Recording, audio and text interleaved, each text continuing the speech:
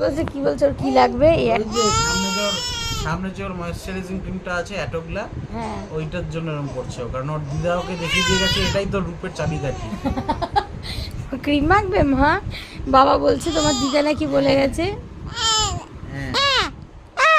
তুমি আজকে সকালে মা উল্টেছিলে, 4 মাস হয়নি তার আগেই উল্টে গেলে। আমি ফটো তুলতে পারিনি। মা তুমি আজকে উল্টেছো না সোনা? কেউ দেখতে পাইনি, বাবাও দেখতে পাইনি। খালি কুকুরটা হচ্ছে আরেকটা বাবা প্রাণী।